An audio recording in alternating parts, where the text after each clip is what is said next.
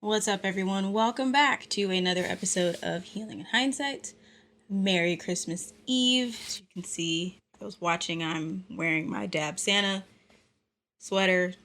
2 Chainz definitely got my money when he made them. And I don't think I've bought any other festive gear since. But even if you're not into the whole Santa Claus thing, don't blame you. I get it. Still hope you guys are having a good holiday and are ready to enjoy time with your families if you choose to do so. Obviously, I hope you do so safely.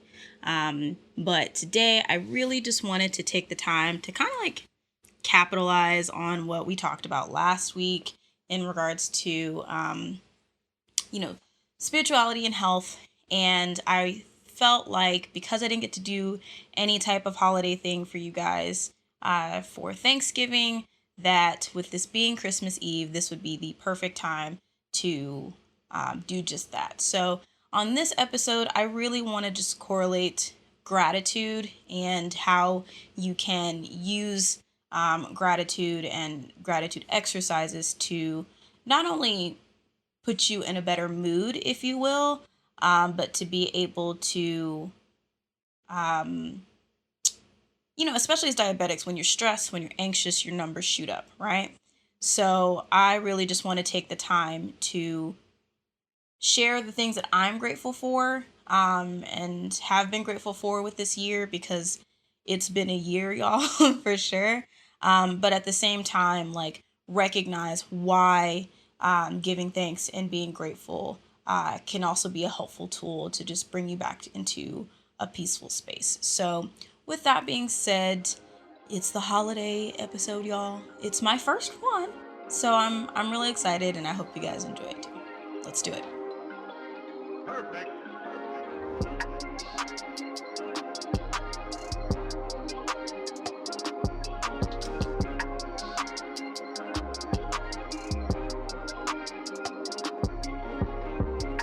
You're listening to Healing in Hindsight, your no BS source for thriving with diabetes.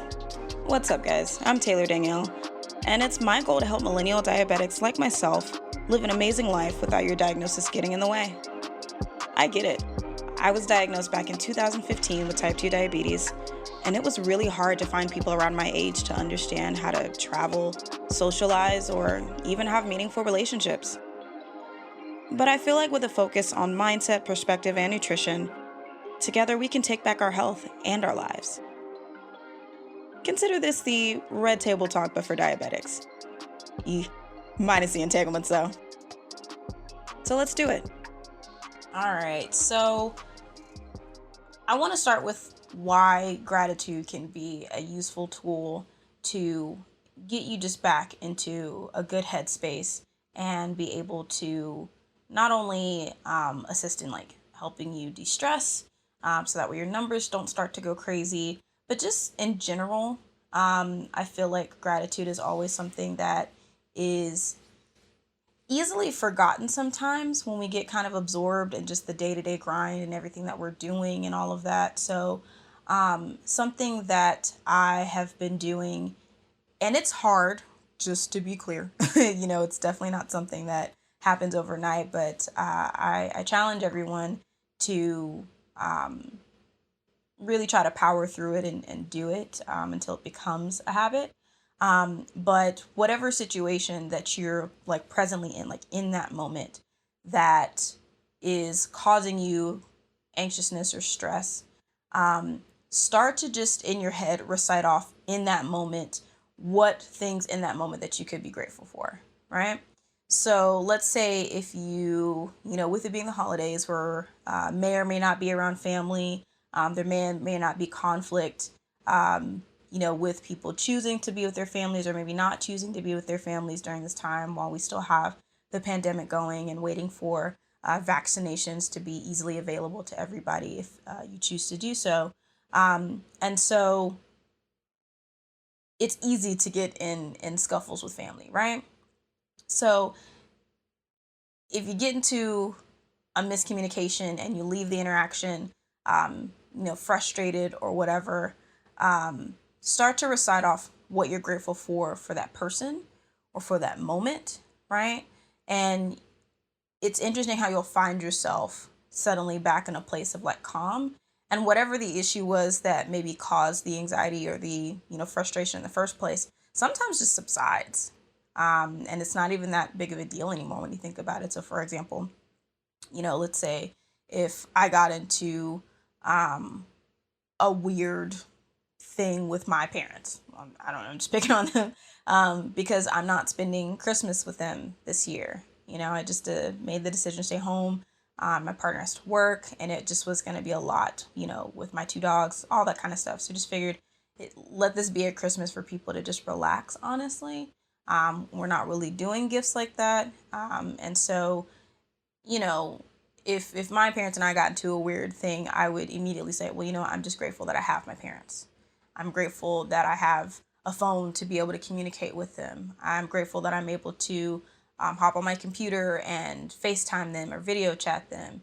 I'm grateful that I have the space to go see them if I actually need to, or, for the car that I have, or, just by starting to list those things off, the things that you're upset for just become so small, because then you kind of realize like, oh, you know what? There are folks who don't have their parents right now, you know? There's definitely someone out there in the world who wishes they could pick up the phone or hop on a computer and do a video chat with them.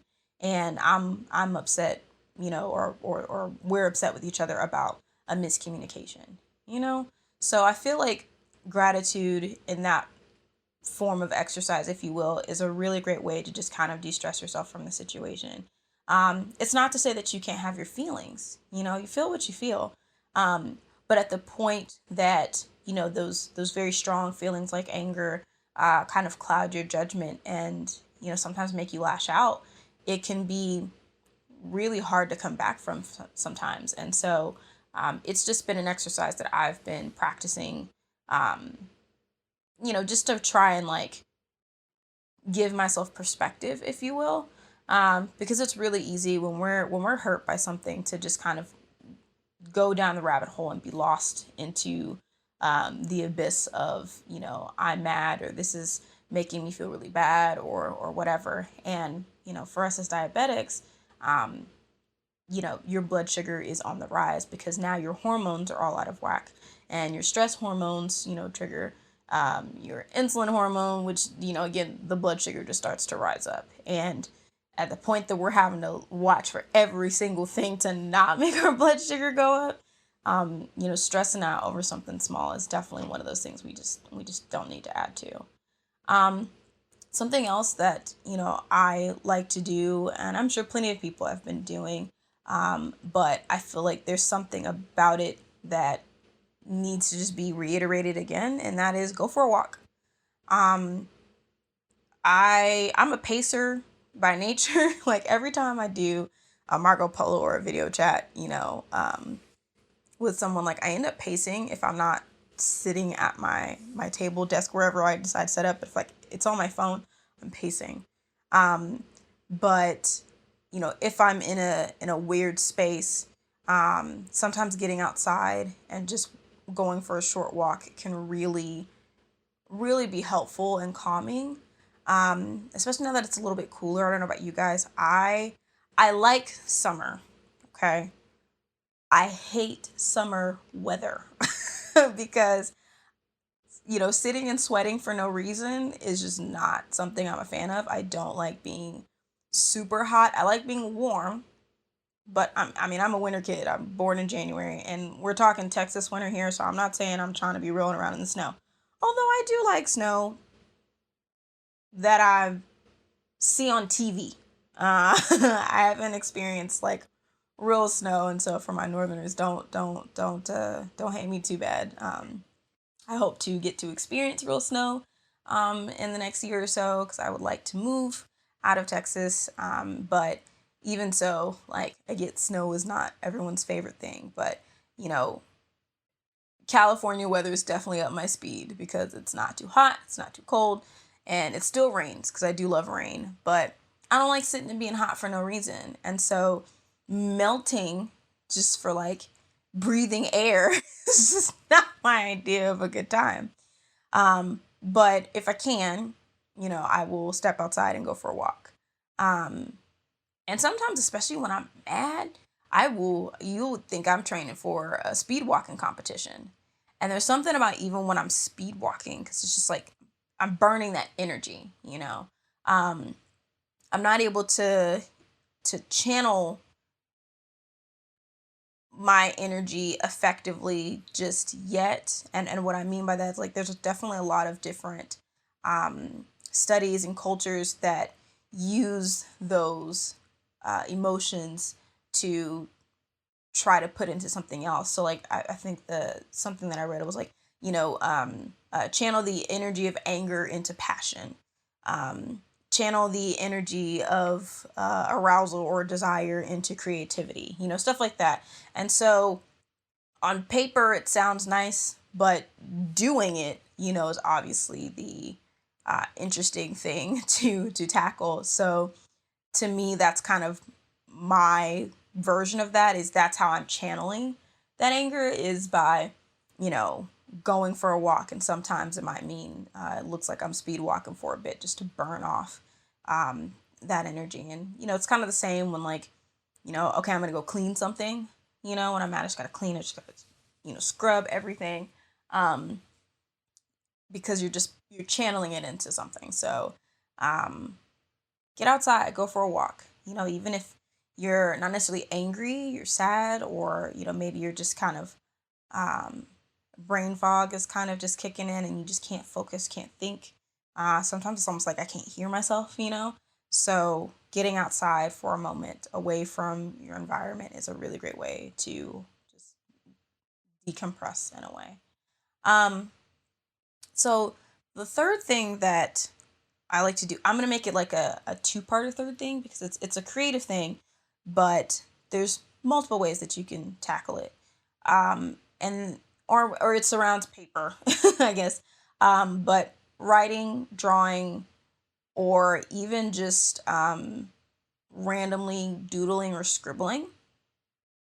It sounds weird, but in a lot of drawing classes, one of your warm-ups is you're just pulling a big sheet of paper or whatever you're using, and you're literally just doing lines and circles and all this kind of stuff, right? Because typically when you're drawing, you're not really drawing from your wrist. You're drawing from your elbow, your arm, your arm and your elbow.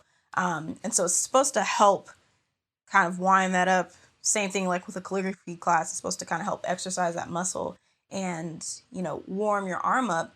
But I've also found that when I'm, trying to come down from a crazy emotion or something like that, that also helps me calm down. Because then I might put a little bit more pressure on my pen or my pencil, or, something like that. And there's just something about that it's just like, again, channeling that energy into what I'm doing. And there's no need for perfection. There's no need for a goal of a picture. I'm just, scribbling as hard as I want to, or whatever, making whatever shapes that I feel like, because it's something that I can control. And often I feel like when we get stressed out about something or upset about something, it's because something that we were wanting to control, or that we thought we had under control, got out of control. And so because of that, it's just like we're spinning out. And this is kind of one of those ways that I feel like I'm able to physically gain control back. The same thing with writing. I journal every morning, and I do my best to, whether it's my dreams or, whatever's kind of on my heart that day, I journal it out. And if I've had a rough day or a rough moment, I will grab my journal and kind of just let it out there. Because when I start to read back on whatever it is that I'm writing about, sometimes I'll find that the situation in and of itself, as I'm reading it, especially if I'm in a space where I can read it out loud, like if I'm alone, I'll read it back out loud. And as I'm reading it, sometimes it'll just be like, dang it, he was right. or dang it, she was right. Or, because it's like you're having this silent dialogue with yourself to help you recognize that it isn't even that deep, man. It's so not that deep. Um, so I don't know, but just something of that nature of just getting a pen or pencil in my hand and putting it to paper in some form, whether it be through words or through random shapes.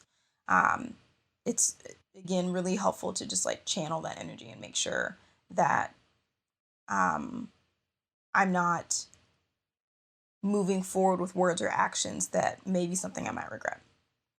So those are my three things. Um, I didn't want to do a super long list because it can be overwhelming, but I think those are three very easy things to implement. Is, again, immediately thinking of the things that you are grateful for, and the moment that the feeling or the interaction happens, to help you level down or keep you level headed, going for a quick walk, or just getting outside and getting some air in general, and then pen and paper and scribble it out or write it out, are just things that help me stay grounded, and stay appreciative, because it usually levels me out and I can think clearly and be able to articulate myself better. So, with that, I know that I had mentioned, 2 episodes ago when I came back from just kind of like explaining why I took a break, that I was actually struggling with gratitude. So the second and third thing were relied on very heavily. And the first tip is actually very new to me, which is why I said it first. Um, but I wanted to take the time and speak on the 5 main things that I'm grateful for. Um, and they're more themes, I will say. I even went back in my journal because every day I make sure I write, whether it's at least three, but I try to write things that I'm grateful for and just kind of let it flow out. And I noticed that there was like some consistent themes that were coming up. So I'd like to share those.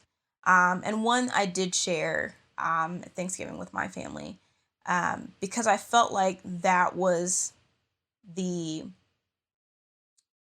the key thing that I'm grateful for, and just kind of is rippled throughout. So, what that thing is, might as well start with it, is I said that I was grateful for failure. And the reason I say that is because I know, you hear all of these phrases that are like, fail faster. And if you're not failing, you're not doing something right and stuff like that. But they're not necessarily saying be thankful for failure, show gratitude to failure. It's just like failing is an avenue to get to the next step, or to learn from it.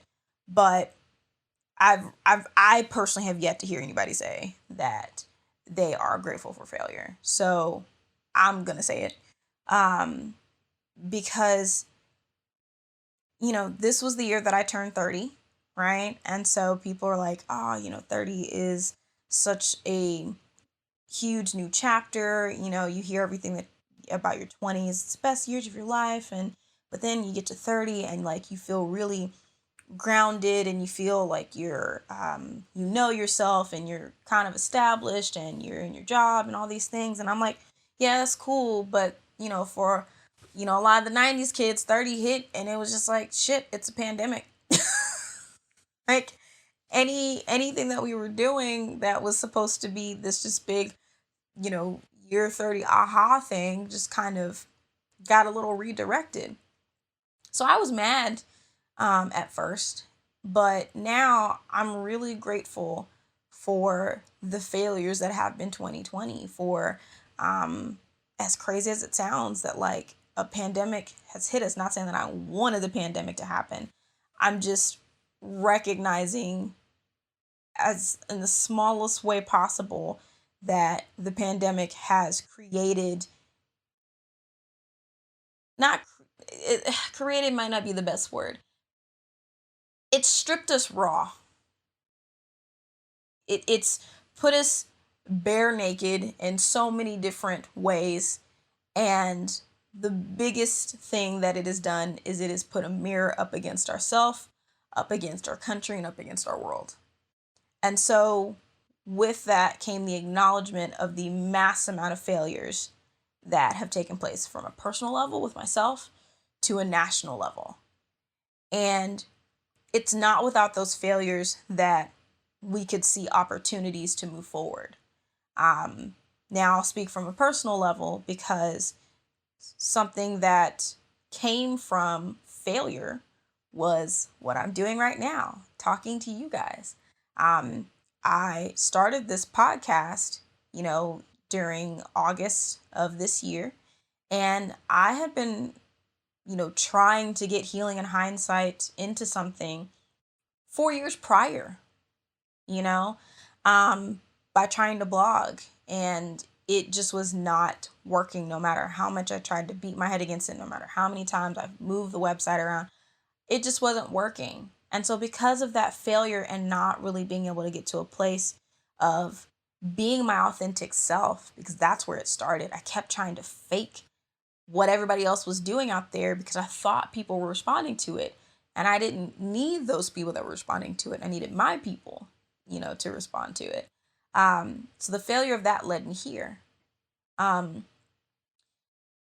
in the midst of that, the failure of not putting in time and effort with myself led to my breakdown, if you will, a couple weeks ago, because I tried to throw myself completely into this show and to keep myself busy and signed up for every course class thing you could probably count. And I still ain't through all of them, right?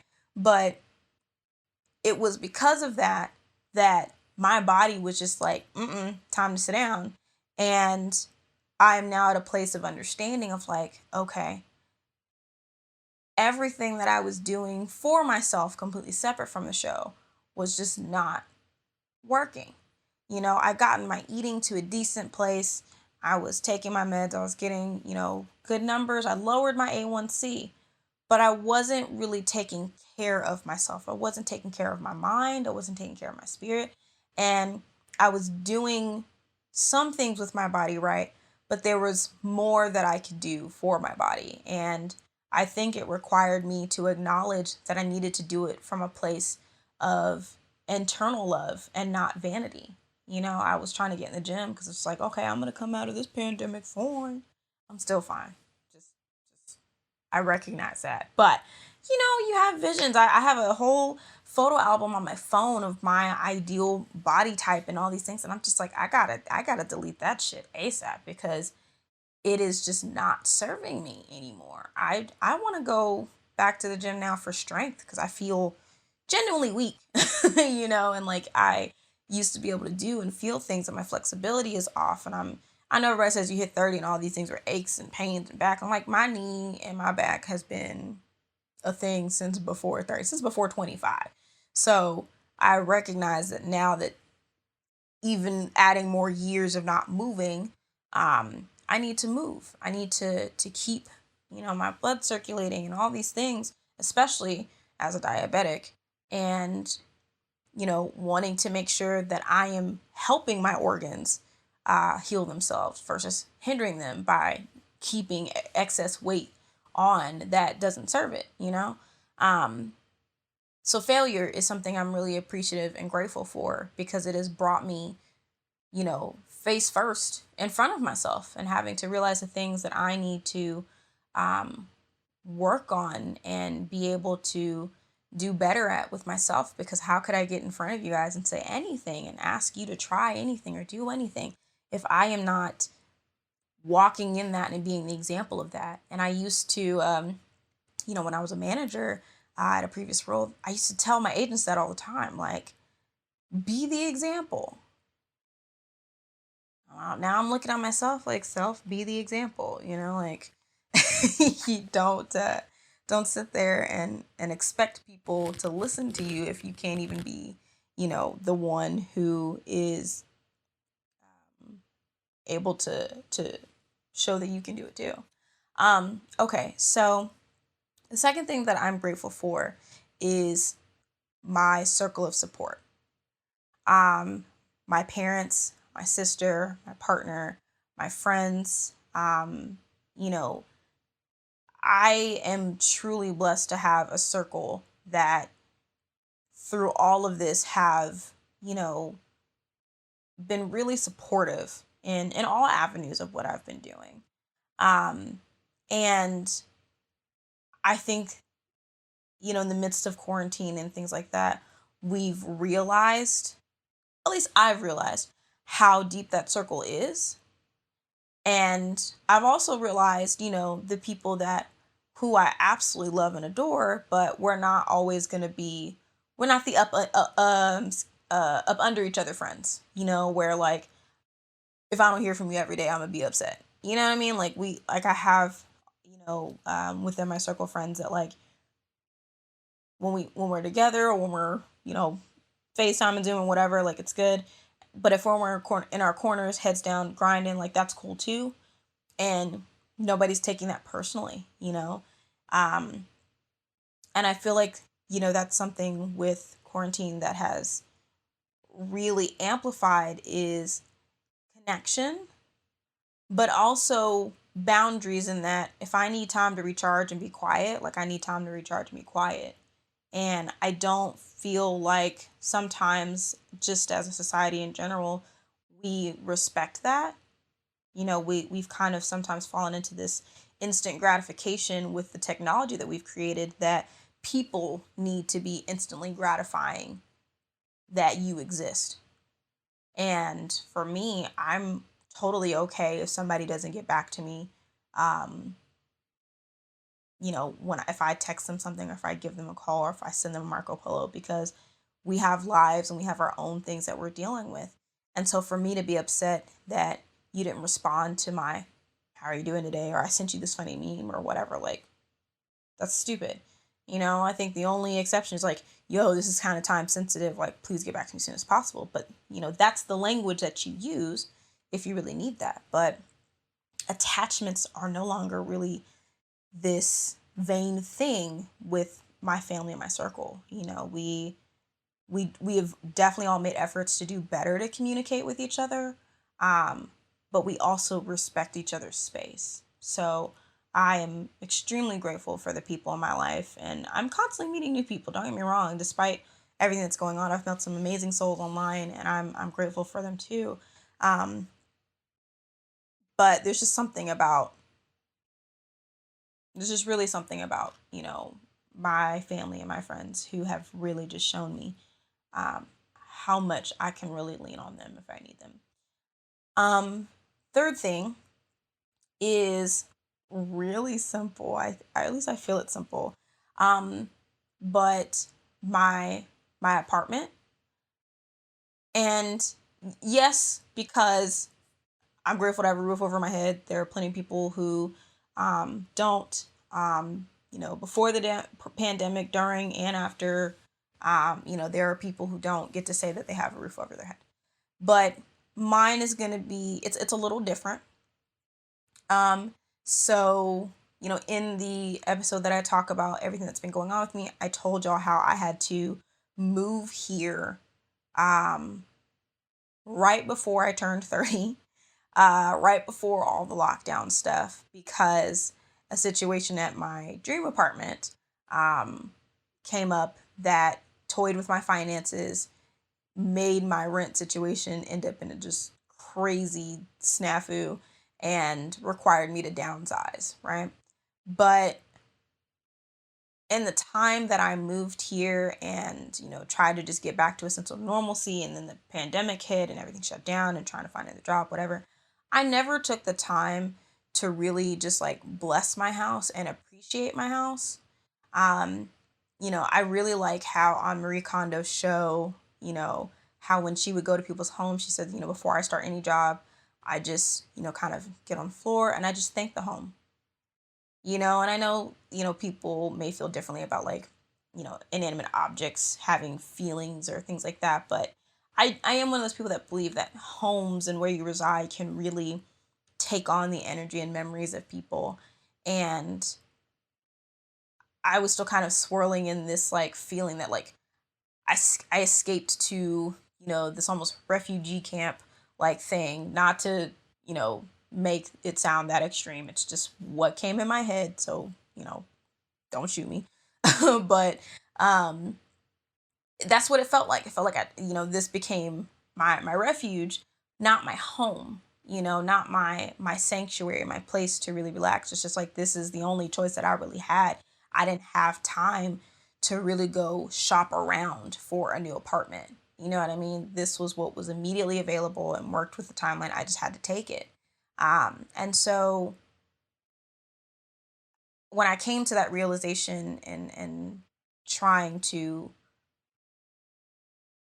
bring myself back and show some humility and showing gratitude, I finally blessed my home. I did a full saging and energy clearing, and I just went around the house and I just said thank you to every single room. And then I ended up back in my living room and I just kind of sat there and I was just like, thank you, thank you. This is my sanctuary. Because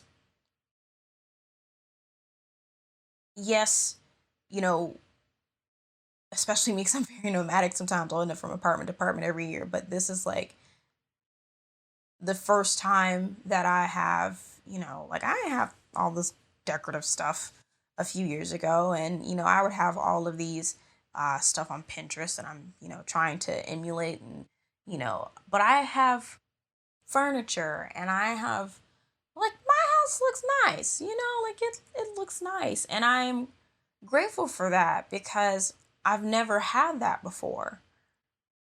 I was always so busy in and out or just so disconnected from everything that I'm just laying there watching TV. And, in my 20s, it's just like, when's the next best time to be out?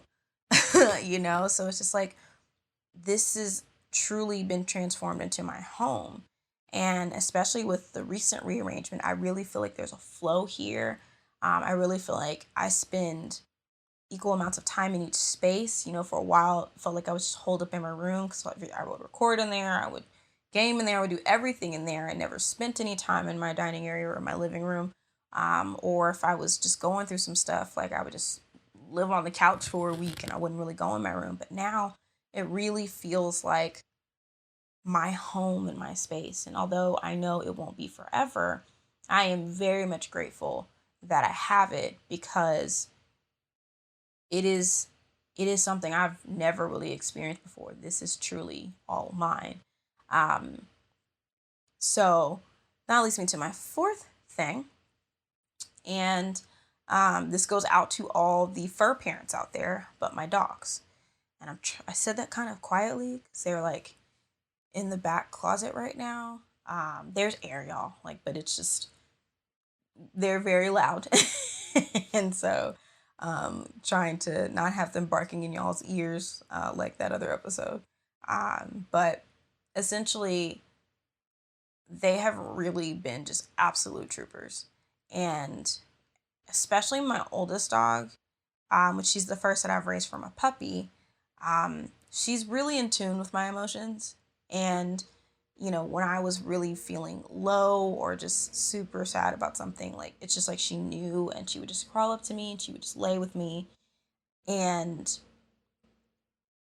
I don't know, if you're not a pet owner, if you've never really just been into animals, there's just something about the energy exchange there that is really calming. And I love pets. I really do. Like if I had the space, I would have more, to be quite honest. I wouldn't mind having a cat if I could just hire somebody to make sure that they train this cat to not be on my counters and my tables. I've had roommates that have had cats and I've enjoyed them except for when they would climb on top of my desk and knock random things off. I got house plants and all the videos that I see of like cats climbing up and chewing on them or tearing them down. Ooh, no, someone would have to die. Um, but I've always kind of had this thing with animals, and I've always loved shows and movies and stuff where like there was always this you know um animal that was always with the main character and guiding them, and even better if it was like they had superpowers and stuff like that. But um my dogs have really just brought me a lot of comfort, because I do live alone, and so um I personally feel like for myself that if I didn't have my dogs, I'd probably be in a way different space, because they really just know how to cheer me up and bring me to a place of peace. So, final thing, and then I will shut up and get out your hair and let you enjoy your Christmas Eve. But I am just truly grateful for being able to get in front of you guys and just share myself. I know that sounds kind of like cheesy, and it's like, you're just saying that. Like, no, I'm really not. Like, I don't have crazy Instagram followers. I don't have this huge, listening fan base, and I'm totally okay with that. There was a point where I was, like, I need to be hitting all these numbers and doing all these things. And it's not that I don't want to get to a place where I can really reach the masses and help people, but I'm really enjoying this very slow growing intimate process, because it feels like I'm just getting to know people better. It feels like it's giving me the opportunity to really make sure that I'm checking in with myself and being myself every time I do this. Because, again, I tried to fake it, and I don't want to do that. I don't want to do that at all. And so if that means that, whoever's teaching the next hottest way to grow kind of stuff, I pay attention, sure, but I'm not chasing that anymore.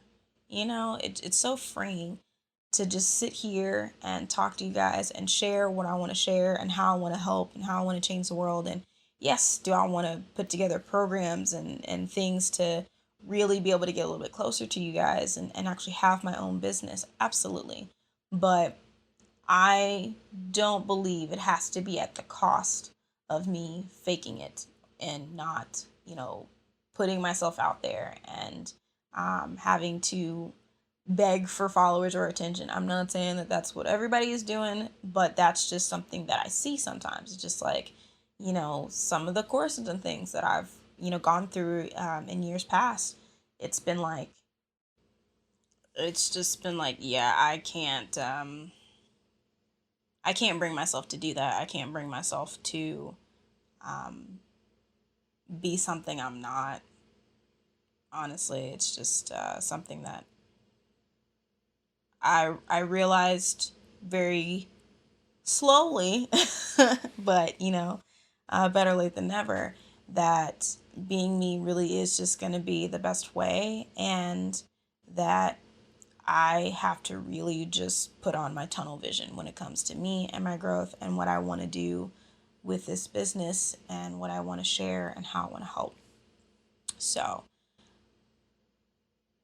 yeah, that's all I got for you guys. I just really felt like it would be great to um, share, again, my gratitude exercises and the things that I'm grateful for. And I hope whenever you can, wherever you are on this Christmas Eve, that you do the same, and that you really just take a moment to yourself to just, no matter what position you're in, no matter how bleak sometimes life might feel, just stop, take a breath, and realize that breath and that the body that you're in and everything that you're doing, it is always something to be grateful for.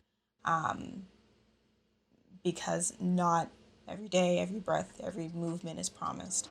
So with that, I hope you guys have a Merry Christmas or Happy Holiday, and whatever you are deciding to do, whether that's with your family or just hanging out at home.